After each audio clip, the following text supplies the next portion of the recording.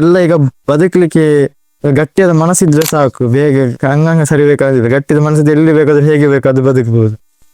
ಮಸ್ತ್ ಬಂಗಳ ಇತ್ತು ನಾ ಪೆಳಿಲಿಯ ಜೋಕುಲು ಆರಡು ಜೋಕ್ಲೆನೆ ಸಾಂಕೆರ್ ಬಂಗಿ ಬಾಲ ಕೈ ಇತ್ತೆ ಇಜ್ಜತ್ ಎಂಜಿನ ಮನ್ಪು ಆಶಾಮ ಪಾಡ್ಲೆ ನನ್ನಿಂದ ಸಹ ಎಷ್ಟು ಸಾಧ್ಯ ಉಂಟು ಅದು ಮಾಡ್ತಾ ಇದ್ದೆ. ಬೇರೆ ಹೆಲ್ಪ್ ಮಾಡ್ತಾ ಅಂದ್ರೆ ಕಾಜು ಮತ್ತೆ ಬೇಸರ ಆಗುದು ಹೆಲ್ಪ್ ಮಾಡೋದಿದ್ರೆ. ಹಾಗೆ ನನ್ನಿಂದ ಎಷ್ಟು ಕೈಟ್ ಎನ್ನ ಕೈಟ್ ಪತ್ತು ಬ್ರೇಲನ್ ಕಾರ್ದ ಪತ್ತದು ಕಡ್ಡಿನ ಪತ್ತದು ಅವೇ ಬರಿಪಾಯ್ ಅಷ್ಟು ಗೀಚರ್ ಇಂಚ ಕಲ್ಪನ್ ಅಕ್ಷರ ಇಂಚ ತೂಕ ಇಂಚ ಆಪುಂದು ಎಂಕ್ಲಂಜ ತಾರೆ ಪೋಲ್ರಿ ಇಂಚ ಮಂತ ನಾವು ಗುರುತು ಅಂದ್ರೆ ಈಗ ಹುಟ್ಟಿದ ಮೇಲೆ ಏನಾದ್ರು ಒಂದು ಇಲ್ಲಿ ನಮ್ದು ಗುರುತಿರಬೇಕು, ಏನಾದ್ರು ಮಾಡಿ ಹೋಗಿದ್ದಾರೆ ಅನ್ನೋದು ಇರಬೇಕು. ಅದಕ್ಕೆ ಎಲ್ಲರೊಂದು ಪ್ರತಿಭೆ ಇರುತ್ತದೆ, ಅದನ್ನು ಹೊರಗೆ ತರುವುದು ಮತ್ತೆ ಅದಕ್ಕೆ ಸರಿಯಾದ ಪ್ರತಿಫಲ ಸಿಕ್ಕಿದಾಗ ಅದು ಒಳ್ಳೆ ರೀತಿಯಲ್ಲಿ ರಿಸಲ್ಟ್ ಬರ್ತವೆ. ನೀವು ಹೇಳಿದ ಹಾಗೆ ಈಶ್ವರ್ ಮಲ್ಪೆ ಆಗಿರ್ಬೋದು, ಅವರೆಲ್ಲ ಅಂದ್ರೆ ಈಗ ತುಂಬಾ ಅವರೆಲ್ಲ ಅಂದ್ರೆ ಒಂದು ಮಾರ್ಗದರ್ಶನ ಸ್ಫೂರ್ತಿಯವರು. ತಮ್ಮ ಕಷ್ಟಗಳಿದ್ರು ಕೂಡ ಸಮಾಜಕ್ಕೆ ಏನಾದ್ರು ಒಂದು ಮಾಡ್ಬೇಕು ಅನ್ನೋದು ಅವರ ಛಲ ನೋಡಿ ನಂಗೆ ಅವರು ಮೊದಲಿಗೆ ಅವರೇ ಈ ಹೀರೋ ಹೀರೋಯಿನ್ ಯಾರೇ ಹೇಳ್ತಾರೆ ನೋಡಿ, ನಂಗೆ ಅವ್ರ ಹೀರೋ ಕನ್ನಡದ ಪ್ರಕಾರ ಅವರೇ ನಿಜವಾದ ಹೀರೋ. ಅಂದ್ರೆ ಅವರ ಕಷ್ಟಗಳಿದ್ರು ಬೇರೆಯವರಿಗೆ ತಮ್ಮ ಪಾಲಿನಿಂದ ಸ್ವಲ್ಪ ಏನಾದ್ರು ಸಮಾಜಕ್ಕೆ ಒಂದು ಸಹಾಯ ಆಗೋ ರೀತಿಯಲ್ಲಿ ಕೆಲಸವನ್ನು ಮಾಡ್ತಿದ್ದಾರೆ. ಮತ್ತೆ ಅವ್ರು ನಂಗೆ ನೋಡಿ ತುಂಬಾ ಜೀವನದಲ್ಲಿ ಪ್ರತಿಯೊಬ್ರು ಕೂಡ ಏನನ್ನಾದರೂ ಕೂಡ ಒಂದನ್ನು ಸಾಧಿಸ್ಬೇಕು ಅಂತ ಒಂದು ಕನಸನ್ನು ಕಂಡಿರ್ತಾರೆ. ಆದ್ರೆ ಎಷ್ಟೋ ಜನ ಆ ಕನಸಿನ ಹಿಂದೆ ಓಡ್ತಾರೆ. ಕೆಲವೊಂದು ಸಂದರ್ಭದಲ್ಲಿ ಏನ್ ಅನ್ಕೊಳ್ತಾರೆ ಅಂದ್ರೆ ತಮಗೆ ಅವಕಾಶಗಳು ಸಿಗ್ತಾ ಇಲ್ಲ, ತಾವಿರುವಂತಹ ವಾತಾವರಣ ಸರಿ ಇಲ್ಲ ಎಂದು ಗೊಣಗುವವರೇ ಜಾಸ್ತಿ ಆಗ್ತಾರೆ. ಆದ್ರೆ ಅವೆಲ್ಲವನ್ನು ಮೆಟ್ಟಿ ನಿಂತು ಒಬ್ರು ವಿಶೇಷ ಪ್ರತಿಭೆ, ತನ್ನ ಒಂದು ಸತತ ಪರಿಶ್ರಮ, ಒಂದು ಛಲ ಮತ್ತು ಸಾಧಿಸುವ ಒಂದು ಹಠ ಇದ್ರೆ ಎಲ್ಲವನ್ನು ಕೂಡ ಸಾಧಿಸಬಹುದು ಎನ್ನುವಂಥದ್ದನ್ನು ತೋರಿಸಿಕೊಟ್ಟವರೇ ಒಂದು ವಿಶೇಷ ಪ್ರತಿಭೆ ಆಗಿರುವಂತಹ ಕೌಶಿಕ್ ಆಚಾರ್ಯರವರು. ಬನ್ನಿ ನಾವಿವತ್ತು ಅವರ ಒಂದು ಆ ಜೀವನದ ಮೆಟ್ಟಿಲು ಹೇಗಿತ್ತು, ಅವರೊಂದು ಈ ಸಾಧನೆಯನ್ನು ಮಾಡಬೇಕಾದ್ರೆ ಆ ಒಂದು ಮೆಟ್ಟಿಲುಗಳನ್ನು ಯಾವ ರೀತಿ ಹತ್ತುಕೊಂಡು ಬಂದ್ರು, ಯಾವೆಲ್ಲ ಕಷ್ಟಗಳನ್ನು ಎದುರಿಸಿದ್ರು, ಎಂಥ ಪರಿಸ್ಥಿತಿಗಳಲ್ಲಿ ಅವರು ಎದೆಗುಂದದೆ ಆ ಒಂದು ಸತತ ಪರಿಶ್ರಮದಲ್ಲಿ ಮುಂದುವರಿದ್ರು ಎನ್ನುವಂಥದ್ದನ್ನು ನಾವಿವತ್ತು ಅವರ ಮಾತಿನಿಂದಲೇ ತಿಳಿತಾ ಹೋಗುವ. ಮೊದಲೆಲ್ಲರಿಗೂ ಕೂಡ ನವದೀಪವನ್ನು ವೀಕ್ಷಿಸುತ್ತಿರುವಂತಹ ಎಲ್ಲಾ ವೀಕ್ಷಕರಿಗೂ ಕೂಡ ಮನದಾಳದ ವಂದನೆಗಳನ್ನು ಸಲ್ಲಿಸುತ್ತಾ ನಾವಿವತ್ತಿನ ಕಾರ್ಯಕ್ರಮವನ್ನು ಶುರು ಮಾಡ್ತಾ ಇದ್ದೇನೆ. ತಮ್ಮೊಂದು ಸಣ್ಣ ಪರಿಚಯವನ್ನು ನಾನು ವೀಕ್ಷಕರಿಗೆ ಹೇಳಲಿಕ್ಕೆ ಇಷ್ಟಪಡ್ತೇನೆ. ಬಂಟ್ವಾಳ ತಾಲೂಕಿನ ಕಂಚಿಗಾರಪೇಟೆಯ ಶ್ರೀಮತಿ ಜಲಜಾಕ್ಷಿ ಮತ್ತು ಶ್ರೀ ರಾಜೇಶ್ ಅವರ ಪುತ್ರನಾಗಿ ಜನಿಸಿರುವಂತವರು ಮತ್ತು ತಾವು ಬಾಲ್ಯದಿಂದಲೇ ವಿಶೇಷ ಪ್ರತಿಭೆಯಾಗಿದ್ದರೂ ಕೂಡ ಛದ್ಮವೇಷ ಆಗಿರ್ಬೋದು, ನೃತ್ಯ ಆಗಿರ್ಬೋದು, ಹಾಗೆ ಚಿತ್ರಕಲೆ ಆಗಿರ್ಬೋದು, ಇನ್ನು ಅನೇಕ ವಿಚಾರಗಳಲ್ಲಿ ತಮ್ಮನ್ನು ತಾವು ತೊಡಗಿಸಿ, ಅಷ್ಟೇ ಅಲ್ಲದೆ ಯೋಗಾಸನಗಳಲ್ಲೂ ಕೂಡ ತಮ್ಮನ್ನು ತಾವು ತೊಡಗಿಸಿಕೊಂಡಿರುವವರು. ಎಲ್ಲಾ ಪ್ರತಿಭೆಗಳಲ್ಲಿ ಕೂಡ ತಾವು ತೊಡಗಿಸಿ ಇವತ್ತು ಜಿಲ್ಲಾ ಮಟ್ಟ ಆಗಿರ್ಬೋದು, ರಾಜ್ಯ ಮಟ್ಟಗಳಲ್ಲಿ ಕೂಡ ಅನೇಕ ಪ್ರಶಸ್ತಿಗಳನ್ನು ತಾವು ಪಡೆದಿರ್ತೀರಿ. ಅಷ್ಟೇ ಅಲ್ಲದೆ ಇವತ್ತು ಸೋಷಿಯಲ್ ಮೀಡಿಯಾದಲ್ಲೂ ಕೂಡ ತಮ್ಮದೇ ಆದಂತಹ ತಮ್ಮನ್ನು ಅನುಕರಣೆ ಮಾಡುವವರು ಕೂಡ ತುಂಬಾ ಜನ ಇದ್ದಾರೆ. ತಮ್ಮ ಒಂದು ಫ್ಯಾನ್ಸ್ ಅಂತ ಹೇಳ್ಬೋದು, ತುಂಬಾ ಜನ ನೋಡುವವರು ಕೂಡ ಇದ್ದಾರೆ ಅಂತ ನಾನು ಹೇಳಿ ಇಷ್ಟಪಡ್ತೇನೆ. ಹಾಗೆ ತಮ್ಮ ಒಂದು ಜೀವನದಲ್ಲಿ ಅನೇಕ ಕಷ್ಟಗಳನ್ನು, ಸವಾಲುಗಳನ್ನು ಎದುರಿಸಿ ಬಂದಿರ್ತೀರಿ. ಯಾಕಂದ್ರೆ ಇದು ವಿಶೇಷ ಪ್ರತಿಭೆ ಅಂದ್ರೆ ಅದೊಂದು ವಿಶೇಷವಾಗಿ ಇರುವಂತದ್ದು. ಆದ್ರೂ ಕೂಡ ತಾವು ಈ ಒಂದು ಚಿತ್ರಕಲೆಯನ್ನು ಯಾವಾಗ ಅಭ್ಯಾಸವನ್ನು ಮಾಡ್ಕೊಂಡು ಬಂದ್ರಿ, ತಮ್ಮ ಒಂದು ಸಾಧನೆಯ ಪ್ರಥಮ ಮೆಟ್ಟಿಲು ಯಾವಾಗ ಪ್ರಾರಂಭವಾಯಿತು ಎನ್ನುವಂಥದ್ದು? ಅದೇ ಚಿತ್ರಕಲೆಯಲ್ಲಿ ನನಗೆ ಮೊದಲ ಆಸಕ್ತಿ ಬಂದದ್ದು ನನ್ನ ಚಿಕ್ಕ ಸ್ಕೂಲಲ್ಲಿರುವಾಗ ಕಾಂಪಿಟೇಷನ್ ಎಲ್ಲ ಬರ್ತಾ ಇತ್ತು. ಮತ್ತೆ ಅಣ್ಣ ಎಲ್ಲ ಈ ಸೀನರಿ ಡ್ರಾಯಿಂಗ್ ಎಲ್ಲ ಮಾಡ್ತಾ ಇದ್ದು, ದೊಡ್ಡ ಅಣ್ಣ. ಅದನ್ನ ನೋಡ್ತಾ ಇದ್ದಿ, ಹೆಚ್ಚಾಗಿ ನೋಡಿ ಕಲ್ತದೆ. ಈ ಡ್ರಾಯಿಂಗ್ ಆಗಿರ್ಬೋದು, ಯಾವುದೇ ಕ್ಲಾಸ್ ಕೂಡ ಹೋಗ್ಲಿಲ್ಲ, ಡ್ರಾಯಿಂಗ್ ಕ್ಲಾಸಿಗೆ ಯಾವುದಕ್ಕೆ ಕೂಡ ನೋಡಿ ಕಲ್ತದ್ದು. ಮೊದಲೇ ನಾನು ಈ ಸ್ಕೂಲಲ್ಲಿ ಡ್ರಾಯಿಂಗ್ ಕಾಂಪಿಟೇಷನ್ ಬರುವಾಗ ಅಲ್ಲಿ ಗಿಳಿದೊಂದು ಡ್ರಾಯಿಂಗ್ ಮಾಡಿದ್ದು, ಅದಕ್ಕೆ ಪ್ರೈಸ್ ಬಂದದ್ದು ಈ ಕೂಡ ಉಂಟು ಮೇಲೆ, ಫಸ್ಟ್ ಸಿಕ್ಕಿದೆ. ಅದೊಂದು ಫಸ್ಟ್ ಮೆಮೊರಿ ನಂಗೆ. ಆಮೇಲೆ ಅದು ನಂತರ ಟೀಚರ್ ಸಪೋರ್ಟ್ ಕೂಡ ಇತ್ತು ನಂಗೆ. ವಿದ್ಯಾಭ್ಯಾಸ ಜೊತೆಗೆ ಇಂಥ ಕಾಂಪಿಟೇಷನ್ ಆಗಿರ್ಬೋದು, ಈ ಸ್ಪರ್ಧೆ ಆಗಿರ್ಬೋದು, ಡ್ರಾಮಾ ಆಗಿರ್ಬೋದು, ಡ್ಯಾನ್ಸ್ ಆಗಿರ್ಬೋದು, ಅದರಲ್ಲಿ ಭಾಗವಹಿಸ್ಬೇಕು, ಅದರಲ್ಲಿ ಇದು ಮಾಡ್ಬೇಕಂತ ಭಾರಿ ಇದು ಇಂಟ್ರೆಸ್ಟ್ ಇತ್ತು. ಹಾಗೆ ಡ್ರಾಯಿಂಗ್ ಜರ್ನಿ ಹಾಗೆ ಸ್ಟಾರ್ಟ್ ಆಗ್ತಾ ಬಂತು. ಅದೇ ಹೆಚ್ಚು ಇಂಟ್ರೆಸ್ಟ್ ಆಗಿನ ಚಿಕ್ಕದಲ್ಲ, ಅಷ್ಟು ಗೊತ್ತಿರಲಿಲ್ಲ, ಅದ್ರ ಬಗ್ಗೆ ಅಷ್ಟು ಇದು ಇರ್ಲಿಲ್ಲ. ಕಾಂಪಿಟೇಷನ್ ಬಗ್ಗೆ ಮಾಡ್ತಾ ಇದ್ದೆ. ಈಗ ಅದ್ರ ಬಗ್ಗೆ ಹೆಚ್ಚು ಇದಾಗ್ತಾ ಬಂದದಂದ್ರೆ ಈಗ ಸೆಮ್ ಆದ್ಮೇಲೆ ರಜೆ ಸಿಗ್ತಾ ಇತ್ತು, ಎಕ್ಸಾಮ್ ಆದ್ಮೇಲೆ ರಜೆ ಸಿಗ್ತಾ ಇತ್ತು. ಹಾಗೆಲ್ಲ ಸುಮ್ಮನೆ ಮನೇಲಿ ಕುತ್ಕೊಂಡು ಟೈಮ್ ಯಾಕೆ ವೇಸ್ಟ್ ಮಾಡುದಂತೆ ಸುಮ್ಮನೆ ಡ್ರಾಯಿಂಗ್ ಮಾಡ್ತಾ ಇದ್ದೆ. ಯಾವ್ದೋ ಸಿಕ್ಕಿ ಮಾಡ್ತಾ ಇದ್ದೆ. ಈಗ ಅಂದ್ರೆ ಈಗ ಹೊರಗಿದ್ದೆಲ್ಲ ಕಮಿಷನ್ ಆರ್ಟ್ ಕೂಡ ಮಾಡ್ತಾ ಇದ್ದೇನೆ. ತಾವು SSLC ಪರೀಕ್ಷೆಯನ್ನು ಕೂಡ ತಮ್ಮ ಪಾದದ ಬೆರಳುಗಳ ಮುಖಾಂತರ ಬರೆದು ಆ ಒಂದು ಪರೀಕ್ಷೆಯನ್ನು ಕೂಡ ಪಾಸ್ ಮಾಡಿರ್ತೀರಿ. ಆನಂತರ ಪರೀಕ್ಷೆ ಆಗಿರ್ಬೋದು, ಡಿಗ್ರಿ ಆಗಿರ್ಬೋದು, ಪ್ರಸ್ತುತ MSW ವಿದ್ಯಾಭ್ಯಾಸವನ್ನು ಕೂಡ ಆಳ್ವ ಶಿಕ್ಷಣ ಸಂಸ್ಥೆಯಲ್ಲಿ ಮಾಡಿರ್ತೀರಿ. ತಮ್ಮ ಒಂದು ವಿದ್ಯಾಭ್ಯಾಸದ ಜರ್ನಿ ಹೇಗೆ ಬಂತು? ಅಂದ್ರೆ ಅದರಲ್ಲಿ ನೋಟ್ಸ್ ಬರೆಯುವಂತದ್ದು ಇರ್ತದೆ. ಇಲ್ಲದ್ರೆ ವಿಶೇಷವಾಗಿ ಚಿತ್ರಕಲೆಯಲ್ಲಿ ನೀವು ಆಸಕ್ತಿಯನ್ನು ಹೊಂದಿರ್ತೀರಿ, ಹಾಗೆ ವಿದ್ಯಾಭ್ಯಾಸದಲ್ಲೂ ಕೂಡ ಆಸಕ್ತಿಯನ್ನು ಹೊಂದಿ ಅದನ್ನು ಕಂಟಿನ್ಯೂ ಆಗಿ ಮಾಡ್ತಾ ಬಂದ್ರಿ. ಆಗ ನೋಟ್ಸ್ ಬರೆಯುವಂತ ಸಂದರ್ಭ, ಎಕ್ಸಾಮ್ಗಳಲ್ಲಿ ಎಕ್ಸಾಮ್ ಫೇಸ್ ಮಾಡುವಂತಹ ಸಂದರ್ಭ, ಆ ಒಂದು ಸಂದರ್ಭಗಳನ್ನು ನೀವು ಯಾವ ರೀತಿ ಬಳಸ್ತಾ ಇದ್ರಿ, ಮ್ಯಾನೇಜ್ ಮಾಡ್ತಾ ಇದ್ರಿ ಅನ್ನುವಂಥದ್ದು? ಅದೇ ಮೊದಲೇ ನಾನು ಬರೀಲಿಕ್ಕೆ ಅಥವಾ ಏನಾದ್ರು ಕಲ್ತ ನನ್ನ ತಾಯಿಯಿಂದ, ಅವರಿಗೆ ನಾನು ಮೊದಲು ಧನ್ಯವಾದ ಹೇಳಬೇಕು. ಏನಾದ್ರೂ ಈಗ ಸ್ವಲ್ಪ ಏನಾದ್ರು ಮಾಡಿದ್ದೇನೆ ಅಥವಾ ಏನಾದ್ರು ಕಲ್ತಿದ್ದೇನೆ ಅಂತ ಹೇಳಿದ್ರೆ ಅದು ನನ್ನ ತಾಯಿಯಿಂದ. ಹಾಗೆ ನನ್ನ ಮೊದಲೇನು ಇನ್ಸ್ಪಿರೇಷನ್ ಏನಿದ್ರು ಕೂಡ ಅವರೇ ಆಗ್ತಾರೆ.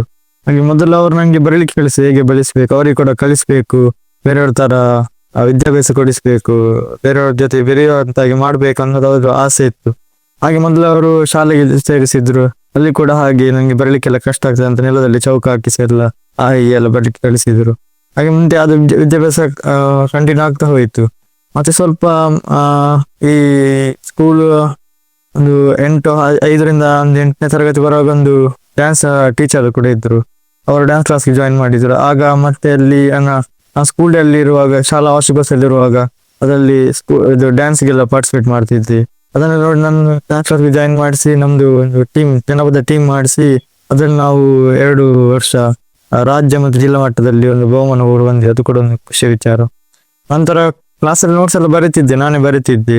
ಮತ್ತೆ ಅಂದ್ರೆ ನಾನು ಹೆಚ್ಚಾಗಿ ಕಲ್ತದ್ದು ಈಗ ಬೇರೆಯವರು ನನ್ನಿಂದ ಯಾಕೆ ಮಾಡ್ಲಿಕ್ಕೆ ಆಗುದಿಲ್ಲ, ನಾನು ಕೂಡ ಮಾಡ್ಬೋದಲ್ಲ, ನಾನು ಕೂಡ ಕಲಿಬೇಕು ಅನ್ನೋದು ನನ್ನಲ್ಲಿ ಇತ್ತು.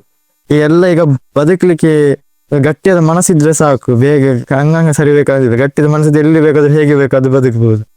ಮತ್ತೆ ಅದು ಎಜುಕೇಶನ್ ಕೂಡ ಹಾಗೆ ನನ್ನ ಮೇಲೆ ನಂಗೆ ನಂಬಿಕೆ ಇತ್ತು, ನಾನು ಬರೀತೇನೆ ಫೈನಲ್ ಎಕ್ಸಾಮ್. ನನಗೆ ಅಂದ್ರೆ ನಾನು ಇಷ್ಟವರೆಗೆ ಯಾರಿಗೂ ಕೂಡ ನಾನು ಕೇಳಲಿಲ್ಲ ಬೇರೆಯವರು. ನಂಗೆ ಕಾಲೇಜಲ್ಲಿ ಶಾಲೆಯಲ್ಲಿ ಕೊಡ್ತಿದ್ರು ಬೇರೆ ರೈಟರ್ಸ್ ಬೇಕಾ ನಿಮ್ಗೆ ಬರೀಲಿಕ್ಕೆ.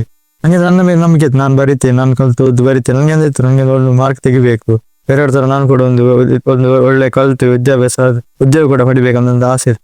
ಹಾಗೆ ಫೈನಲ್ ಎಕ್ಸಾಮ್ ಕೂಡ ನಾನೇ ಬರ್ದೆ. ನಂತರ ಅಲ್ಲಿ ಬಂದಿದ್ದಂತ ಅಧಿಕಾರಿಗಳು ನಾನು ಕಾಲಲ್ಲಿ ಬರುವಂತ ಫೋಟೋ ತೆಗೆದು ಶಿಕ್ಷಣ ಸಚಿವರಿಗೆ ಕಳಿಸಿದ್ರು. ಅವರು ಮತ್ತೆ ಅದರಲ್ಲಿ ಸುರೇಶ್ ಕುಮಾರ್ ಆದಂತ ಶಿಕ್ಷಣ ಸಚಿವರು ಅವರು ಇದರಲ್ಲಿ ಟ್ವಿಟರ್ ಖಾತೆಯಲ್ಲಿ ಇದು ಪ್ರಶಂಸೆಯನ್ನು ವ್ಯಕ್ತಪಡಿಸಿದ್ರು. ಹಾಗೆ ಅದು ಸ್ವಲ್ಪ ಸುದ್ದಿಯಾಗಿ ಸ್ವಲ್ಪ ಪ್ರಶಂಸೆ ಕೂಡ ಬಂತು ಹೆಚ್ಚು ಇದರಿಂದ. ಹಾಗೆ ನಂತರ ಅಲ್ಲಿ 625ಕ್ಕೆ 424 ಅಂಕ ಪಡೆದುಕೊಂಡು ಪ್ರಥಮ ಶ್ರೇಣಿಯಲ್ಲಿ ಪಾಸ್ ಆಗಿದ್ವಿ. ನಂತರ ವಿದ್ಯಾಭ್ಯಾಸ ನನ್ನದು ಅವರು ನನ್ನ ಊರಿನ ಎಮ್ಮೆಲ್ಲೆ ಆದ ರಮೇಶ್ ನಾಯ್ಕ ಅವರು ಮತ್ತು ಮೋಹನ್ ಅವರು ನಮಗೆ ಪೊಳಲಿಯಲ್ಲಿ ಶಿಕ್ಷಣ ಸಚಿವರು ಹೇಳಿದ್ರು ನನಗೆ ಅವನನ್ನು ಭೇಟಿ ಆಗ್ಬೇಕು. ಹಾಗೆ ಪೊಳಲಿಯಲ್ಲಿ ನನ್ನನ್ನು ಭೇಟಿ ಆಗ್ಲಿಕ್ಕೆ ಅವರು ಆಹ್ವಾನ ನೀಡಿದ್ರು. ಅಲ್ಲಿ ಕೂಡ ನಾನು ಅವರ ಮುಂದೆ ಅವ್ರು ಹೇಳಿದ್ರು ನನಗೆ ನೀನು ಬರ್ದದ್ದು ಬೇಕು, ಅಂದ್ರೆ ಬರ್ದದನ್ನು ಹಿಡ್ಕೊಂಡು ಕೂಡ ಹೋಗಿದ್ರು ನನ್ನ ಶೀಟನ್ನು. ಆಮೇಲೆ ಅಲ್ಲಿ ಮೋಹನ್ ಅವರು ಕೂಡ ಹೇಳಿದ್ರು ನನ್ನ ವಿದ್ಯಾಸಂಸ್ಥೆ ಉಚಿತ ಶಿಕ್ಷಣ ಕೊಟ್ಟು ಕಲಿಸ್ತೇನೆ. ನಂತರ ನನ್ನ ವಿದ್ಯಾಭ್ಯಾಸ ಇಲ್ಲಿ ಆಳ್ವಾಸ್ ವಿದ್ಯಾಸಂಸ್ಥೆಯಲ್ಲಿ ಮುಂದುವರಿದೆ, PUC ಮತ್ತು ಡಿಗ್ರಿ. PUC ಅಲ್ಲಿ ಕೂಡ ಹಾಗೆ ಕಾಮರ್ಸ್ ತಗೊಂಡಿದ್ದೆ. ಅದರಲ್ಲಿ ಕೂಡ ನನ್ನ ಎಕ್ಸಾಮ್ ಬರೆದು 600ಕ್ಕೆ 524 ಡಿಸ್ಟಿಂಕ್ಷನ್ ಅಲ್ಲಿ ಪಾಸ್ ಆಗಿತ್ತು. ನಂತರ ಡಿಗ್ರಿ ಕೂಡ 3 ವರ್ಷ ಡಿಗ್ರಿ BCom ಮಾಡಿದ್ದೆ. ಅದರಲ್ಲಿ ಕೂಡ ಓವರ್ ಆಲ್ 80% 85% ತಗೊಂಡಿದ್ದೆ. ಈಗ MSW ಮಾಡ್ತಿದ್ದೆ. ಪಂಡೇರು ಎನ್ನ ಅಮ್ಮನೆ ಎನ್ನ ಸೊಲುತ ಗುರು ಪ್ರತಿಯೊರೆಗ್ಲ ಅಮ್ಮನೆ ಸೊಲುತ ಗುರು ಆತಿಪ್ಪೆರೆ ಅಂಡ ಎನ್ನ ಮಗೆಲ ಒಂಜಿ ಸಮಾಜಡ್ ಬದುಕುಡು ಎನ್ನ ಮಗನಲ ಒಂಜಿ ಸಾಧನೆ ಆವಡು ಎನ್ನ ಮಗೆಲ ಕಲ್ಪೊಡು ಪನ್ಪಿನ ನಾವು ಇರ ಮನಸ್ಸಡ್ ಇತ್ತು ನೆಡ್ತಾರ ಇನ್ ಯಾರು ಇಂಚಿತನ ಒಂಜಿ ಕಾರ್ಯಕ್ರಮಡ ಆವಡ್ ಇಂಚಿತನ ಒಂಜಿ ಸನ್ಮಾನ ಪಡೆಪುನ ಅಂಚಿನ ಕಾರ್ಯಕ್ರಮಡ ಆವಡ್ ಭಾಗವಹಿಸ ಒಂದೊಲ್ಲೆರೆ ನೆತ್ತ ಬಗ್ಗೆ ಇರು ದಾದ ಬಂಪರ ನಮ್ಮ ಎಲ್ಲಿ ಪುನಗ ಈತಂದು ಮನ್ಪೇನೆ ಗೊತ್ತೇ ಇಜ್ಜ ಈತ ಕಲ್ತದು ಈತ ಸಾಧನೆ ಮನ್ಪೇನೆ ಪಂಡ ಇಲ್ಲಿ ಪುನಗ ಬಾಲೆ ಪುಟ್ಟದು ಎಂಗ್ಲೆ ಸಾಂಕು ನೆಂಚ ನನೈನ್ ಕಲ್ಪದ ಇಂಚ ಸಾಂಕದ ಮನ್ಪು ನೆಂಚ ಎಂಕ್ಲೆಗ್ ಮಂಡ ಬೇಜಾರಿತ್ತು ಇಂಚ ಆಂಡತ ದೇವ್ರ ಇಂಚ ಕೊರಿಯರತ ಬಾಲೆ ಬುಕ್ಕ ನನ್ನ ಶಾಲೆ ಪುರ ಕಲ್ಪೋಡದ ಕೆಲವೊಬ್ರು ಪಂಡೇರು ಆಶ್ರಮಗ್ ಪಾಡು ಎಂಚ ಎಂಕ್ಲು ಫಸ್ಟ್ ಮಸ್ತ್ ಬಂಗಳ್ಲ ಇತ್ತು ನಾ ಪೆಲಿಲಿಯ ಜೋಕುಲು ಈ 6 ಜೋಕ್ಲೆನೆ ಸಾಂಕೆರ್ ಬಂಗಿ ಈ ಬಾಲೆ ಕೈ ಇತ್ತೆ ಇಜ್ಜತ ಎಂಜಿನ ಮನ್ಪ ನಿಕ್ಲ ಆಶ್ರಮ ಪಾಡ್ಲೆ ಮುಕ್ಕ ಹತ್ತಿಗೆ ನಂಜ ಬಾಲೆ ಜೆತ್ತಿನ ಅಲ್ಪನೆ ಇತ್ತು ನನ್ನ ಕಂಡಾನಿ ಅಪ್ಪ ಚಿಕ್ಕಪ್ಪ ಪುರ ಪಂಡೇರು ನಾನು ಈ ಬಾಲೆ ನನ್ನ ಎಂಚ ತೂಪು ಆ ಬಾಲೆನೆ ತೂದು ನಾವು ಕುನ್ನದು ನಾವು ಜೆತ್ತಿನವನೆ ತೂದು ಈಗ ಮಸ್ತ್ ಮರ್ದು ಬ್ರಹ್ಮಂತೆ ಸರಿ ಆಯ್ತು ಮುಕ್ಕನೆ ಲಂಚನೆ ಮತ್ತು ಪನ್ನಗ ಬೇಜಾರ ಮುಕ್ಕ ಎಂಕ್ಲು ಪುರ ಸೇರ್ದು ಇಪ್ಪಡೋಕೆ ಪೆದ್ದನ ಲಂಚ ಡಾಕ್ಟರ್ ನಾಲ್ಕು ಪುರ ಪಂಡೇರು ಕಲ್ಪಲ್ ಕೈ ಮಾತ್ರ ಅಂಚತ್ತ ಕಾರ್ ಸರಿ ಉಂಡಾತ ಇಕ್ಲೆ ದುಮ್ಮ ಗೆಡ್ಡ ಎಲ್ಲ ಸಾಂಕದು ಕಲ್ಪಾದು ಮನ್ಪುಲಿ ಎಂಕ್ಲೆ ಬುರ ಗೊತ್ತೇ ಇಜ್ಜಾನ್ ಬಾಲೆ ಇಂಚ ಆತನ ಪೆದ್ದನ ಪೇರ್ಕೊರೆ ತುನಗ ಬಾಲೆ ಕುಂಟು ಕಟ್ಟದಿತ್ತೆ ತರೆ ತಿರ್ಗದ ಪುರ ಇತ್ತು ಮತ್ತೆ ಇಜ್ಜ ನಾನು ಅಪ್ಪಗ್ಲಂಚನೆ ಎಂಕ್ಲೆ ಬೊಕ್ಕ ತೂನ ಕೈ ಇಂಚ ಬತ್ ಕೈತಲ್ ತೂನಗ ಕುಂಟು ಇಂಚ ಇಂಚಾನ್ ಅವೆ ಬೊಕ್ಕ ಅವೆ ಮಂತ ಮಲ್ಲನಕ ದಾಯನಿಕ ಸಾಂಕೊರೆ ಆಶಾಮಿನಿ ಪಾಡ್ಲಿ ಬಂಗಾತ ಎಂಕ್ಲೆ ಬೊಕ್ಕ ಇಂಚಾನ್ ನನ್ನ ಕಾರ್ ಮಾತದ ಶಾಲೆ ಪುರ ಕಡಪು ನನ್ನ ಇಂಚ ಅಂತೂ ನಾವು ನಾನು ನಡಪುನ ಇಜ್ಜ ನಾವು ಪುರ ತರೆ ಬೆಚ್ಚಾನ್ ಬೊಕ್ಕ ಪಲ್ಟಿ ಪಲ್ಟಿ ಅದೇ ಗೋಡೆ ಪತ್ತೊಂದು ನಡತದು ಇಂಚ ನಂಚ ಸರಿಯಾನ ಬಾಲೆ ಬೊಕ್ಕ ಶಾಲೆ ಪೋನಲ ಅಂಚೆ ಶಾಲೆ ಕಡಪುಡತ ಬೊಕ್ಕ ಜಕ್ಕಿಲು ಕುಲ್ಲಾದು ಕಡ್ಡಿ ಕಿರ್ಕಿಲ್ ಅಡಿಕೆ ಪುರ ದೀದು ಅವು ಪುರ ಆಯ್ನೇಜಿ ಬುಲ್ತ ಒಂತು ಎಂಕ್ಲ ಯಾನ್ಲ ಬುಲಿಪುನೆ ಆ ಬಾಲೆಲ್ಲ ಬುಲಿಪುನೆ ಬೊಕ್ಕ ಲಾಸ್ಟಿಗೆ ಎಂಕ್ ಒಂಜಿ ಎಲ್ಲ ಚೆನ್ನಾನು ಕಾದ ಬ್ರೇಲ್ ಉಂಡ ತೈಕ್ ಕೊರ್ದು ತೂಕ ಅನ್ಮಂಡದು ಕಡ್ಡಿನ ಕಾದ ಬ್ರೇಲ್ ಕೊರ್ದು ಆಯ್ ಜವುಲ ಬೊಕ್ಕಲ ಪ್ರಯತ್ನ ಇಂಚ ಇಂಚ ಮಾಡಿ ಕೈಟ್ ಎನ್ನ ಕೈಟ್ ಪತ್ತು ಬ್ರೇಲನ್ ಕಾರ್ದ ಪತ್ತದು ಕಡ್ಡಿನ ಬರ್ತದು ಅವೆ ಬರಿಪಾಯ್ ಫಸ್ಟ್ ಗೀಚರ್ ಇಂಚ ಕಲ್ಪಾಯನು ಬೊಕ್ಕ ಅಕ್ಷರ ಇಂಚ ತೂಕ ಇಂಚ ಆಪುಂದಕ ಎಂಕ್ಲಂಜ ತಾರೆ ಪೋಂಡ್ರಿ ಇಂಚ ಮಂತ ನಾವು ಬೊಕ್ಕ ಕುಲನವು ಇಂಚ ಗೀಚದು ಬೊಕ್ಕ ಅಕ್ಷರ ಎಲ್ಲಕ ಬರಿಪಾಂಡ ಆ ಅಕ್ಷರ ಬೊಕ್ಕ ಅವು ಅಭ್ಯಾಸ ಅಂಗನಡ್ಲ ಮೂಲು ಟೀಚರ್ನಕ್ಲೆ ಹೆಲ್ಪ್ ಮಾಡ್ತೇವೆ ಬಾಯಿಗೆ ವನಸು ಪುರ ಕೊರು ಅಂತೇಳಿ ಬರೆಪಾಂದು ಪುರ ಲೆತ್ತೇರು ಬಾಯಿ ಕೊರು ಬೊಕ್ಕ ಉನ್ಪುನಲ ಅಂಚೆ ಎಲ್ಲೆರ್ದು ಆತ ಮಲ್ಲನೇ ಅಂಚ ಪುರ ಪುಟ್ಟೂರು ಇಂಚ ಆಂಡಾತ ಇತ್ತಿನ ದೇವಡ ಪುರ ನಟು ನನ್ನ ದಾದ ಮನ್ಪು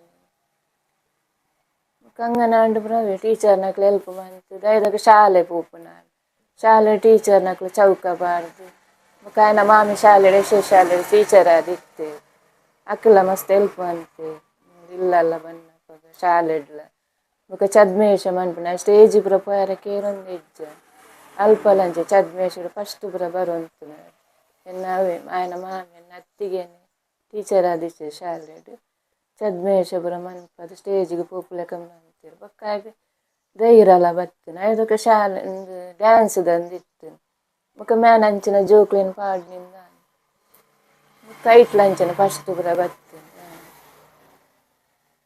ಅವೇ ಬೊಕ್ಕ ಅಪ್ಪಗ್ಲಂಚ ಚಿತ್ರ ಮನ್ಪುನ ಲಂಚನ ಅಪ್ಪ ಮುಲ್ಪ ಬರ್ತದೆ ರಾತ್ರಿ ಬೇಲೆದಲ್ಲಿ ಬರ್ತದೆ ಈ ಡ್ರಾಯಿಂಗ್ ಪುರ ಮಂತದ್ದು ಬೊಕ್ಕ ಕತ್ತೆಡಿ ಒಂದು ಪೂತಲೆಕ್ಕ ಕಾಕಜದ ನೆಟ್ಟು ಪುರ ಮಂತು ಅಂತೇಳಿ ಅಂದ್ರೆ ತಾಯಿ ಮೊದಲ ಗುರು ಅಂತ ಹೇಳ್ತಾರೆ, ಆ ಮಾತಿಗೆ ತಕ್ಕವಾಗಿ ನೀವು ಬಂದ್ರಿ. ಹಾಗೆ ಮತ್ತೊಂದು ವಿಚಾರ ಅಂದ್ರೆ ಹೇಳ್ಬೇಕಂದ್ರೆ ಬಾಲ್ಯದಲ್ಲಿ ಅಂದ್ರೆ ಪ್ರಾಥಮಿಕ ಶಿಕ್ಷಣ ಹಂತ ಅನ್ನುವಂಥದ್ದು ಬಹಳ ಕಠಿಣ. ಅಂದ್ರೆ ಒಂದು ವಿಶೇಷ ಪ್ರತಿಭೆ ಆದ ಕಾರಣ ನಿಮ್ಗೆ ಕಠಿಣ ಅಂದ್ರೆ ಕಾಲಲ್ಲಿ ಬರೆಯುವಂತದನ್ನು ಪ್ರಾಕ್ಟೀಸ್ ಮಾಡಿದ್ರಿ. ಆ ಒಂದು ದಿನಗಳು ಹೇಗಿದ್ವು ಅಂದ್ರೆ ಹೇಗೆ ನೆನಪಿಸ್ಕೊಳ್ತೀರಿ? ಎಲ್ಲಿ ತಾವು ವಿದ್ಯಾಭ್ಯಾಸವನ್ನು ಮಾಡಿದ್ರಿ? ಆ ಸಂದರ್ಭದಲ್ಲಿ ಒಂದು ತಾಯಿಗೆ ಮೊದಲ ಗುರುವಾಗಿ ನಿಂತು ಶಿಕ್ಷಕರು ಕೂಡ ತಮ್ಗೆ ಸಪೋರ್ಟ್ ಅನ್ನು ನೀಡಿದರೆ, ಫ್ಯಾಮಿಲಿ ಆಗಿರ್ಬೋದು, ಅವರೆಲ್ಲ ಸಪೋರ್ಟ್ ನಿಂದ್ರೆ ಈ ಹಂತಕ್ಕೆ ಬಂದಿದ್ದೀರಿ ಅಂತ ಹೇಳ್ತೀರಿ. ಆ ಒಂದು ದಿನಗಳನ್ನು ನೆನಪಿಸ್ಕೊಳ್ಬಹುದಾ? ಅದೇ ಚಿಕ್ಕದಿರುವಾಗ ಸ್ವಲ್ಪ ತುಂಬಾ ಕಷ್ಟ ಇತ್ತು. ನಾವೊಂದು ಬಡತನದ ಹಿಂದೆ ಇದ್ದವರು, ಸ್ವಲ್ಪ ಅಷ್ಟೆಲ್ಲ ಇದು ಮಾಡ್ತಿರ್ಲಿಲ್ಲ. ಫ್ಯಾಮಿಲಿ ಅವರು ಸ್ವಲ್ಪ ಅಷ್ಟು ಹತ್ರ ಮಾಡ್ತಿರ್ಕೊಂಡಿರ್ಲಿಲ್ಲ, ಸ್ವಲ್ಪ ಕಷ್ಟದ ಇದ್ದಿದ್ರಿಂದ. ಮತ್ತೆ ನನ್ನ ಅತ್ತೆ ದೊಡ್ಡ ಅವರಿಗೆ ಕೂಡ ಒಬ್ರು ಮಗ ಇದ್ರು, ಅಲ್ಲಿ ಮಲ್ಕೊಂಡಲ್ಲಿ ಇದ್ರು. ನನ್ನ ತಂದೆ ತಾಯಿಗೆ ಅವರನ್ನು ನೋಡಿ ನಾನೀಗ ಹುಟ್ಟಿದ ಅವರಿಗೆ ಸ್ವಲ್ಪ ಬೇಸರ ಆಗಿತ್ತು, ಹೇಗೆ ನೋಡ್ಕೊಳ್ಳುದು ಅಂದ್ರೆ ಅವರಿಗೆ ನೋಡಿ ಒಂದ್ಸಲ ಗೊತ್ತಿತ್ತು ಈ ತರ ಕಷ್ಟ ಉಂಟು ನೋಡ್ಲಿಕ್ಕೆ. ಹಾಗೆ ಅವರು ಹೇಗೆ ನೋಡ್ಕೊಳ್ಳುದು. ಮತ್ತೆ ಮನೆಯವರು ಸುತ್ತಮುತ್ತ ಹೇಳ್ತಿದ್ರು, ಪರಿಚಯದವರು ಎಲ್ಲಿಯಾದ್ರೂ ಬೇರೆ ಕಡೆ ಹಾಕಿ ಶಾಲೆಗೆ ಆಶ್ರಮ ಎಲ್ಲಿಯಾದ್ರೂ ಹಾಕಿ ನೋಡ್ಕೊಳ್ಳಿ, ಕಷ್ಟ ಅಲ್ಲ ಹೇಳ್ತಿದ್ರು. ಮತ್ತೆ ನನ್ನ ತಾಯಿಗೆ ಒಂದು ನಂಬಿಕೆ ಇತ್ತು ಗಟ್ಟಿ, ಏನಾದ್ರು ಕಲಿಸ್ಬೇಕು, ಓದಿಸ್ಬೇಕು, ಬೇರೆಯವ್ರ ತರ ಮಾಡಿಸ್ಬೇಕು. ಹಾಗೆ ಹೇಗಾದ್ರು ಬರಿಸ್ಬೇಕಂತ, ಶಾಲೆಗೆ ಹೋದ್ಮೇಲೆ ಬರಿಬೇಕು, ಕಲಿಬೇಕು. ಹಾಗೆ ಬರೀತಿ ಹೇಗೆ ಅಂತ ಯೋಚನೆ ಮಾಡಿ ಮೊದಲು ಇಲ್ಲಿ ಕಡ್ಡಿಟ್ಟು ಗೀಸ್ಲಿಕ್ಕೆ ಕಲಿಸಿದ್ರು. ಆಗದ ಕಾರಣ ಮತ್ತೆ ಕಾಲಿನ ಬೆರಳಿ ಕಡ್ಡಿಗಿಟ್ಟು ಗೀಸ್ಲಿಕ್ಕೆ ಮೊದಲು ಕಲಿಸಿದ್ರು. ಹಾಗೆ ಆ ವಿದ್ಯಾಭ್ಯಾಸ ತನಕ ತಮ್ಮ ಪ್ರಾಥಮಿಕ ಶಿಕ್ಷಣವನ್ನು ತಾವು ಎಲ್ಲಿ ಮುಗಿಸಿದ್ರಿ? ಈಗ ಆಳ್ವಾಸ್ ಸಂಸ್ಥೆಯಲ್ಲಿ ತಮ್ಮ ಪದವಿ ಶಿಕ್ಷಣವನ್ನು ಮುಗಿಸಿ ಉನ್ನತ ಪದವಿ ಶಿಕ್ಷಣವನ್ನು ಮಾಡ್ತಾ ಇದ್ದೀರಿ. ಅಂದ್ರೆ ಪ್ರಾಥಮಿಕ ಶಿಕ್ಷಣ ಯಾವ ಪ್ರಾಥಮಿಕ ಶಿಕ್ಷಣ SCS ಬಂಟ್ವಾಳ ಶಾಲೆಯಲ್ಲಿ ಮಾಡಿದೆ. ಅಲ್ಲಿ ಕೂಡ ಒಳ್ಳೆ ಟೀಚರ್ಸ್ ಎಲ್ಲ ಸಪೋರ್ಟ್ ಇತ್ತು. ಮತ್ತೆ ನನ್ನ ನಾನು ಈಗ ಛದ್ಮವೇಷ ಆಗಿರ್ಬೋದು, ಈಗ ಸ್ಕೂಟರ್ ಬಿಡೋದಾಗಿದೆ, ಸ್ವಿಮ್ಮಿಂಗ್ ಆಗಿರ್ಬೋದು, ಮಣ್ಣಿನ ಮಾದರಿ ಆಗಿರ್ಬೋದು, ಕೊಟ್ಟಿಗೆ ಕಟ್ಟುದಾಗಿರ್ಬೋದು, ಅಥವಾ ಗೂಡು ದೀಪ ಮಾಡುವುದಾಗಿರ್ಬೋದು, ಎಲ್ಲ ಕೆಲವು ವಿಷಯ ತಂದೆಯಿಂದ ಕಲ್ತಿರ್ಬೋದು, ಕೆತ್ತನೆಲ್ಲ ಅಣ್ಣನಿಂದ ಕಲ್ತಿರ್ಬೋದು. ಮತ್ತೆ ಛದ್ಮವೇಷ ನನ್ನ ಅತ್ತೆ ಅಂತ ಇದ್ದಾರೆ, ಅವ್ರು ನನಗೆ ಈ ಬೇಟೆಗಾರರ ವೇಷ ಅದರಲ್ಲಿ ಕೂಡ ಮೊದಲಿಗೆ ನನಗೆ ಸ್ಟೇಜ್ ಹೋಗ್ಲಿಕ್ಕೆ ಮೊದಲೇ ಅವರಿಗೆ ಕೂಡ ಒಂದು ಕಾರಣ ಆಗ್ತಾರೆ, ಒಳ್ಳೆ ಸಪೋರ್ಟ್ ಕೂಡ ನೀಡಿದ್ರು. ಹಾಗೆ ಬೇರೆ ಬೇರೆ ಶಾಲೆಯಲ್ಲಿ ಕೂಡ ಛದ್ಮವೇಷ ಮಾಡಿ ಪ್ರೈಸ್ ಕೂಡ ಬಂದಿದೆ. ಅಲ್ಲಿ ಶಾಲಾ ವಾತಾವರಣ ಕೂಡ ಒಳ್ಳೆ ಸಪೋರ್ಟ್ ಇತ್ತು, ಮತ್ತೆ ಫ್ರೆಂಡ್ಸ್ ಕೂಡ. ನಾನು ಮತ್ತೆ ಬೇರೆಯವ್ರಿಗೆ ಕಾಯ್ತಿರ್ಲಿಲ್ಲ, ಬೇರೆಯವ್ರು ಹೆಲ್ಪ್ ಮಾಡ್ತಾರೆ, ನನ್ನಿಂದ ಸಹ ಎಷ್ಟು ಅದು ಮಾಡ್ತಾ ಇದ್ದೆ. ಬೇರೆ ಹೆಲ್ಪ್ ಮಾಡ್ತಾ ಅಂದ್ರೆ ಕಾಯ್ದು ಮತ್ತೆ ಬೇಸರ ಆಗೋದು ಹೆಲ್ಪ್ ಮಾಡೋದಿದ್ರೆ. ಹಾಗೆ ನನ್ನಿಂದ ಎಷ್ಟು ಹೇಗೆ ಮಾಡ್ಲಿಕ್ಕೆ ಆಗ್ತದೆ ಹಾಗೆ ಮಾಡ್ತಾ ಬಂದಿದ್ದೆ. ತಾವು ಈ ಚಿತ್ರಕಲೆ ಈಗ ತಾವು ತುಂಬಾ ಪ್ರಶಂಸೆಯನ್ನು ಪಡೆದಿರುವಂತದ್ದು ಒಂದು ಚಿತ್ರಕಲೆಯಲ್ಲಿ, ಛದ್ಮವೇಷದಲ್ಲಿ, ಹಾಗೆ ಯೋಗಾಸನದಲ್ಲಿ, ಹಾಗೆ ಕೆಲವು ವಿಡಿಯೋಗಳಲ್ಲಿ ನೋಡೋ ಸ್ಕೂಟರ್ ಡ್ರೈವಿಂಗ್ ಆಗಿರ್ಬೋದು, ಹಾಗೆ ಸ್ವಿಮ್ಮಿಂಗ್ ಆಗಿರ್ಬೋದು, ತಾವು ಎಲ್ಲವನ್ನು ಮಾಡಿರುವಂತದ್ದು. ವಿಶೇಷ ಪ್ರತಿಭೆ ಆದ್ರೂ ಕೂಡ ತಾವು ಹೇಗೆ ಒಬ್ಬ ವ್ಯಕ್ತಿ ಪರಿಪೂರ್ಣ ಅಂದ್ರೆ ಎಲ್ಲಾ ಅಂಗಗಳಿದ್ರು ಕೂಡ ಆ ವ್ಯಕ್ತಿ ಹೇಗೆ ಬದುಕ್ತಾನೋ ಅವೆಲ್ಲವನ್ನು ಕೂಡ ತಾವು ಬದುಕಿದ್ರಿ. ಇದು ಹೇಗೆ ಸಾಧ್ಯ ಆಯ್ತು ಮತ್ತು ಚಿತ್ರಕಲೆಯ ನಿಮ್ಮ ಒಂದು ಜರ್ನಿ ಹೇಗೆ ಪ್ರಾರಂಭವಾಯಿತು ಅನ್ನುವಂಥದ್ದು? ನಾನು ಕೂಡ ಚಿತ್ರವನ್ನು ಬಿಡಿಸಬಲ್ಲೆ ಎನ್ನುವಂತಹ ಕಾನ್ಫಿಡೆನ್ಸ್ ನಿಮ್ಗೆ ಹೇಗೆ ಪ್ರಾರಂಭವಾಗ್ತಾ ಹೋಯ್ತು? ಅದೇ ನೀವು ಹೇಳಿದಾಗೆ ಅಂಗಾಂಗ ಇದ್ರೆ ಹೇಗೆ ಅದು ಮಾಡ್ಬೋದು ಅಂತ ಹೇಳ್ಬೋದು. ಅಂದ್ರೆ ಅದು ನನ್ನಲ್ಲಿ, ಅಂದ್ರೆ ನಾನು ಯಾಕೆ ಮಾಡಬಾರ್ದು, ಇದ್ರಲ್ಲಿ ನನ್ನದೇನು ತಪ್ಪಿಲ್ಲ, ನಾನು ಯಾಕೆ ಬೇರೆ ಹಿಂಜರಿಬೇಕು, ಬೇರೆ ಮುಂದೆ ನಾಚಿಕೆ ಪಡಬೇಕು. ಮುಂಚೆಲ್ಲ ಹಾಗೆ ಮಾಡ್ತಿದ್ದೆ, ಅಂದ್ರೆ ಇಲ್ಲಿ ಫಂಕ್ಷನ್ ಹೋದ್ರೆ ಊಟ ಮಾಡ್ತಿರ್ಲಿಲ್ಲ, ಅಂದ್ರೆ ಯಾರು ಬೇರೆಯವ್ರು ನೋಡ್ತಾರೆ ಅನ್ನೋದನ್ನು ಮುಜುಗಾರದಿಂದ ಊಟ ಮಾಡ್ತಿರ್ಲಿಲ್ಲ. ಇದ್ರಲ್ಲಿ ನಂದೇನು ತಪ್ಪಿಲ್ಲ, ಮತ್ತೆ ನಾನು ಯಾಕೆ ಹೆದರ್ಬೇಕು ಅಥವಾ ಬೇರೆಯವರ ತರ ಬದುಕುವಂತ ನನಗೆ ಕೂಡ ಹಕ್ಕಿದೆ. ನನ್ನ ಹಾಗೆ ತುಂಬಾ ಜನ ಕೂಡ ಇದ್ದಾರೆ, ಅವರು ಕೂಡ ಒಂದು ಹಿಂಜರಿತ ಇರ್ಬೋದು ನನ್ನ ಹಾಗೆ ಮುಂದೆ ಬರ್ಲಿಕ್ಕೆ, ಅಥವಾ ಅವರಲ್ಲಿ ಕೂಡ ಒಂದು ಒಳ್ಳೊಳ್ಳೆ ಪ್ರತಿಭೆ ಇರ್ಬೋದು. ಅವ್ರು ಮುಂದೆ ಬರ್ಬೇಕು ನನ್ನದು ಆಸೆ. ಅದಕ್ಕೆ ನಾನು ಈ ತರ ಸೋಷಿಯಲ್ ಮೀಡಿಯಾದಲ್ಲಿ ಆಗಿರ್ಬೋದು ಇದರೆಲ್ಲ ವಿಡಿಯೋ ಮಾಡಿ ಹಾಕುದು, ಅದಕ್ಕೆ ಇದರಿಂದ ಬೇರೆಯವ್ರಿಗೆ ಒಂದು ಪ್ರೇರಣೆ ಆಗಲಿ, ಅವರಿಂದ ನನ್ನಲ್ಲಿ ಕೂಡ ಈ ಟ್ಯಾಲೆಂಟ್ ಇದೆ, ಇದು ಮಾಡಿ ಹೊರಗೆ ಬರಲಿ ಅನ್ನೋದ್ರಿಂದ ಇದರಿಂದ ಹಾಗೆ ಮಾಡಿ ಹಾಕ್ತಾ ಇರ್ತೇನೆ. ಹಾಗೆ ಚಿತ್ರಕಲೆಯದ್ದು ಕೂಡ ಮೊದಲಿಗೆ ನಾನು ಹೇಳಿದಾಗ ಅಣ್ಣನಿಂದ ನೋಡಿ ಕಲ್ತದಂತೆ ಚಿತ್ರಕಲೆ, ಇದು ಅಭ್ಯಾಸ ಅದು. ಹೀಗೆ ಮತ್ತೆ ಫ್ರೀ ಟೈಮ್ ಇರುವಾಗ ಅದನ್ನು ಮಾಡ್ತೀನಿ, ನನ್ನಿಂದ ಯಾಕೆ ಮಾಡ್ಲಿಕ್ಕೆ ಆಗುದಿಲ್ಲ. ಮತ್ತೆ ಅದನ್ನು ಮುಂದುವರಿಸ್ತಾ ಹೋದೆ, ಅಂದ್ರೆ ಅದನ್ನು ನಿಲ್ಲಿಸ್ಲಿಲ್ಲ, ಕಂಟಿನ್ಯೂಸ್ ಮಾಡ್ತಾ ಹೋದೆ, ಅದರ ಬಗ್ಗೆ ಇದು ಮಾಡ್ತಾ ಹೋದೆ. ಬೇರೆ ನನ್ನಿಂದ ಯಾಕೆ ಮಾಡ್ಲಿಕ್ಕೆ ಆಗುದಿಲ್ಲ, ನಾನು ಕೂಡ ಒಂದು ಏನಾದ್ರು ಮಾಡ್ಬೇಕು ಅನ್ನೋದು ಇದಿತ್ತು. ಏನಾದ್ರು ಒಂದು ಗುರುತು, ಅಂದ್ರೆ ಹುಟ್ಟಿದ ಮೇಲೆ ಏನಾದ್ರು ಒಂದು ಇಲ್ಲಿ ನಮ್ದು ಗುರುತಿರಬೇಕು, ಏನಾದ್ರು ಮಾಡಿ ಹೋಗಿದ್ದಾರೆ ಅನ್ನೋದು ಇರಬೇಕು. ಅದಕ್ಕೆ ಎಲ್ಲರ ಒಂದು ಪ್ರತಿಭೆ ಇರುತ್ತದೆ, ಅದನ್ನು ಹೊರಗೆ ತರುವುದು ಮತ್ತೆ ಅದಕ್ಕೆ ಸರಿಯಾದ ಪ್ರತಿಫಲ ಸಿಕ್ಕಿದಾಗ ಅದು ಒಳ್ಳೆ ರೀತಿಯಲ್ಲಿ ರಿಸಲ್ಟ್ಸ್ ಬರ್ತವೆ. ಹಾಗೆ ಅಂದ್ರೆ ಹೀಗೆ ಹೇಳಿದಾಗೆ ಎಲ್ಲ ಇದ್ರೂ ಕೂಡ ನಮ್ಗೆಲ್ಲ ಅವಕಾಶಗಳಿದ್ರೂ ಕೂಡ ನಾವೇನ್ ಮಾಡ್ತೇವೆ ಅಂದ್ರೆ ನಾಚಿಕೆ ಪಡ್ಕೊಳ್ಳುವಂಥದ್ದು. ಈಗಿನ ಸಮಾಜ ಹೇಗೆ ಅಂದ್ರೆ ಯಾರಾದ್ರೂ ಇನ್ನೊಬ್ಬ ನೋಡಿ ನಗರ್ತಾನ, ಆದ್ರೆ ತಾವು ಅದನ್ನೆಲ್ಲವನ್ನು ಮೆಟ್ಟಿ ನನ್ನಿಂದ ಯಾಕೆ ಆಗುದಿಲ್ಲ, ನಂದು ಕೂಡ ಒಂದು ಆತ್ಮವಿಶ್ವಾಸ ಇದೆ, ನಂದು ಕೂಡ ಒಂದು ಛಲ ಇದೆ ಎನ್ನುವುದ ಕಾರಣದಿಂದ ತಾವು ಈ ವೇದಿಕೆಯನ್ನು ಮತ್ತು ತಾವು ಈ ಒಂದು ಸ್ಥಾನಕ್ಕೆ ಬಂದು ನಿಂತಿದ್ದೀರಿ. ಹಾಗೆ ತಮ್ಮ ಜೀವನದಲ್ಲಿ ಸಾಧನೆಯನ್ನು ಮಾಡ್ತಾ ಹೋಗುವಾಗ ಪ್ರಥಮವಾಗಿ ಯಾರು ಪ್ರಶಂಸಿಸಿದ್ರು ಮತ್ತು ಪ್ರಥಮವಾಗಿ ನಿಮ್ಗೆ ಎಲ್ಲಿ ಖುಷಿ ಆಯ್ತು, ನಾನು ಹೋಗ್ತಿರುವಂತಹ ದಾರಿ ಇನ್ನೂ ಕೂಡ ನಾನು ಹೆಚ್ಚಾಗಿ ಹೋಗ್ಬೇಕು ಅನ್ನುವಂಥದ್ದು? ಅಂದ್ರೆ ಫಸ್ಟ್ ಒಂದು ಯಾರು ನಮ್ಗೆ ಒಳ್ಳೇದಾಗಿ ಮಾಡ್ತಾರ, ಒಳ್ಳೆ ಪ್ರಶಂಸೆಯನ್ನು ಕೊಡ್ತಾರ, ಅದೇ ನಮ್ಮ ಬದುಕು ಇನ್ನಷ್ಟು ಕೂಡ ಗಟ್ಟಿಯಾಗಿ ಇನ್ನಷ್ಟು ಕೂಡ ಮೆಟ್ಟಿಲನ್ನು ದಾಟ್ಲಿಕ್ಕೆ ಕಾರಣವಾಗಿರ್ತದೆ. ಅಂದ್ರೆ ಮೊದಲ ಪ್ರಶಂಸೆ ಯಾರಿಂದ ತಮ್ಗೆ ಸಿಕ್ಕಿತ್ತು ಅಂತ? ಮೊದಲ ಪ್ರಶಂಸೆ ಅಂದ್ರೆ ನನಗೆ ಮೊದಲ ಸನ್ಮಾನ ಅಂತ ಹೇಳ್ಬೋದು. ಮೊದಲ ಸನ್ಮಾನ ನನಗೆ ಕಾರ್ಕಳ ಸಾನೂರಿನಲ್ಲಿ ಆಯ್ತು. ಸಾನೂರಿನಲ್ಲಿ ಅಲ್ಲಿ ಆ ಮೊದಲ ಸನ್ಮಾನ ಕೂಡ ಅಲ್ಲೇ ಆಯ್ತು, ಪ್ರಶಂಸೆ ಕೂಡ ಅಲ್ಲೇ ಸಿಕ್ಕಿದೆ. ಅದೊಂದು ಖುಷಿ ವಿಚಾರ. ಅಂದ್ರೆ ಅಲ್ಲಿ ತುಂಬಾ ಗಣ್ಯ ವ್ಯಕ್ತಿಗಳು ಕೂಡ ಇದ್ರು. ಅವರ ಮುಂದೆ ನಾನು ಗುರುತಿಸಿದ್ರು ನಂಗೆ ಒಂದು ಖುಷಿಯ ವಿಚಾರ. ಈ ತರ ಒಬ್ಬ ಈ ಬಂಟ್ವಾಳದಿಂದ ಬಂದಿದ್ದಂತ ಹುಡುಗ ಈ ತರ ಮಾಡಿದ್ದಾನೆ ಗುರುತಿಸಿದ. ನಂಗೆ ಸನ್ಮಾನಕ್ಕಿಂತಲೂ 4 ಜನಕ್ಕೆ ಪರಿಚಯಿಸ್ತಾರೆ, ಈ ತರ ಒಬ್ಬ ಶ್ರಮಪಟ್ಟು ಈ ತರ ಮಾಡಿದ್ದಾನೆ ಗುರುತಿಸಿದ ನಂಗೆ ತುಂಬಾ ಖುಷಿ ಆಯ್ತು.